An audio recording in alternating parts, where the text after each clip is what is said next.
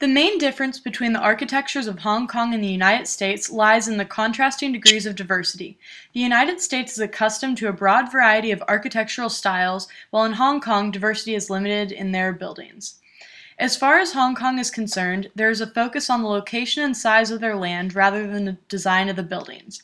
Land is hard to come by, so architects are focused on maximizing the use of space and always aim to build high towards the heavens. Many of the older and smaller scaled buildings that existed were demolished and rebuilt so that the land could be better utilized. Furthermore, Hong Kong's architectural style and techniques have been improved very little over the years. For example, they have not implemented thicker walls for warmth and energy that most developed nations have used for decades. Hong Kong is also set in their ways when it comes to a building's construction. While most modern buildings today in developed countries use steel for scaffolding, buildings in Hong Kong are generally constructed using bamboo scaffolding. Bamboo was originally used because of its flexibility and that it's as strong as steel and more supple. With typhoons being a major concern in this area, the bamboo's pliability and strength would increase the chances of a building's survival. Whereas steel would break upon a typhoon's impact, the bamboo bends with the heavy winds. However, the job of installing the bamboo scaffolding is incredibly dangerous and illegal in many countries, like China, for instance. In Hong Kong, it's still legal, but many people argue that using bamboo for construction is only sufficient for buildings of 6 stories at a maximum. Seen as most, if not all, the skyscrapers found in Hong Kong are constructed using bamboo scaffolding, the validity of this argument is questionable. Needless to say, the use of bamboo is an ancient Chinese practice that Hong Kong still utilizes today, proving how deep-rooted tradition is in their culture. Similar to Hong Kong's construction techniques, the city planning is also very traditional in that certain areas of the land are classified into commercial, residential, or governmental categories. Due to this type of city planning, lofts and apartments would not be found near restaurants and stores. In the United States, it is common to see living spaces nestled among restaurants, boutiques, and bars. For Americans, this type of environment helps create a sense of community that often influences the design of the buildings. Before the British took over Hong Kong, many traditional Chinese buildings have been found there. Once the British were in rule, the contemporary style seen today became popular. The British contemporary movement marked the time that the skyscraper became prevalent in Hong Kong. The introduction of the skyscraper into Hong Kong was not met without heated debate and controversy. The Bank of China building was harshly criticized for its sharp angles that are common in American architecture. The people felt that the sharp angles cast negative feng shui energy into the heart of Hong Kong. This shows the emotional connection Hong Kong has with its buildings. The people are far more concerned with the energy the buildings will project onto the people and the land over aesthetic appeal. In contrast to Hong Kong, American architecture is very diverse, and no one area looks the same for the most part. Also, the buildings are designed according to their intended purpose. This diversity stems in most part from the country's history. Different styles of buildings can be found all over the country due to trends popular at a specific time. The buildings are also heavily influenced by cultural and regional factors. Particular climates and areas of the United States require certain types of materials and designs. The building's designs are also linked with what needs to be housed within it. The skyscrapers common in American cities are typically used as office space rather than for housing. The first architects working on designing skyscrapers initially encountered numerous difficulties in that as a structure gains height as it becomes less stable. American engineer William LeBaron Jenney figured out a solution to this problem by utilizing a third wall that cut the building's weight in half, creating needed stability. Thanks to Jenney, the skyscraper is the most significant architectural innovation offered by the United States and has allowed many cities such as Hong Kong to reap the benefits of being able to build multi-floored buildings. Despite their many differences, many people compare Hong Kong to New York City. This is due to the fact that both places were under British rule and inherited their architectural style and design.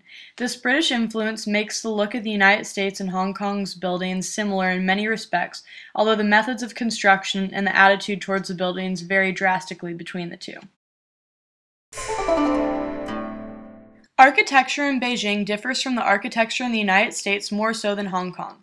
There are three types of architecture in Beijing. First, the traditional architecture of Imperial China is clearly demonstrated by the focus on the width of the building instead of the height. Most of the more traditional buildings have lower ceilings and incorporate many characteristics that demonstrate Chinese culture.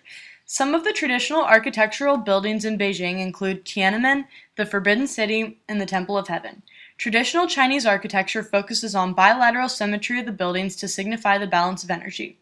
Buildings with doors facing the front of the property are considered more important than those facing the sides of the property, and buildings more towards the rear of the property are reserved for elders or well-respected family members. It is common for the imperial and religious buildings to have yellow tiles signifying the imperial color to respect the Chinese culture, or blue tiles to symbolize the sky. Color paintings are used widely in Chinese architecture not only for decoration but also to protect the wood that has traditionally been the main structure. Roofs of traditional Chinese buildings are very large with smooth lines and eaves. The original function of large roofs was to provide shelter but quickly changed to symbolize rank. Traditional residences are called xiahuns and are used for common courtyards shared by surrounding buildings.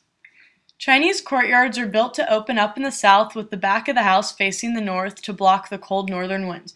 The courtyards are usually connected by alleys called hutongs, such as those seen in the Haohai village. These alleyways run from east to west so that the houses can face north and south for good feng shui. The practice of feng shui in China is very common to promote good positive energy flow. Before the 1950s, Beijing's architecture was dominated by imperial buildings, ancient temples, and courtyard houses in narrow alleyways. Since the Sino-Sov style of architecture became common for those buildings constructed between the 1950s and 1970s, it is a mix between traditional Chinese architecture and more modern architecture seen in the United States. These architectural structures tend to be boxy and poorly constructed.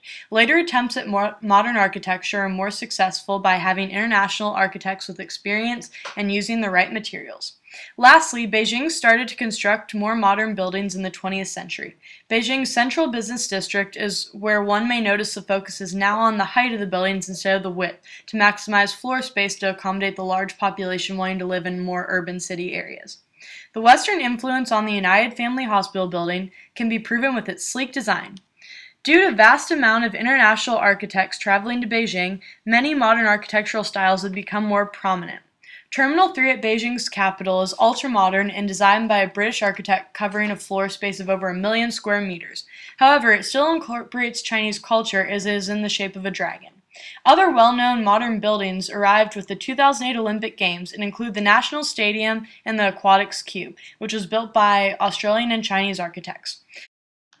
Still today, Beijing remains one of the best examples of traditional Chinese town planning, even though there have been a lot of rebuilding to brick and stone to replace the original wooden architecture, since they couldn't endure for long periods of time.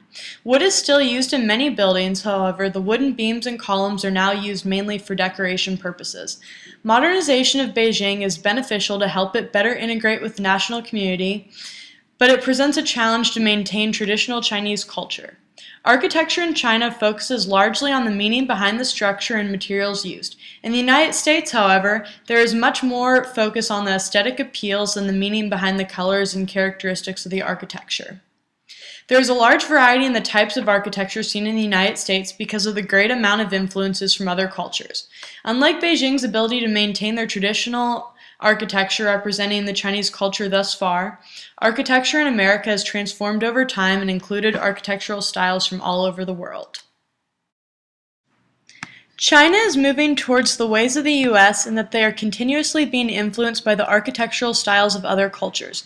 Though China has made great leaps in the modernization of their architecture, they will always maintain a strong Sino influence due to the deep rooting of the connection between architecture and the Chinese culture.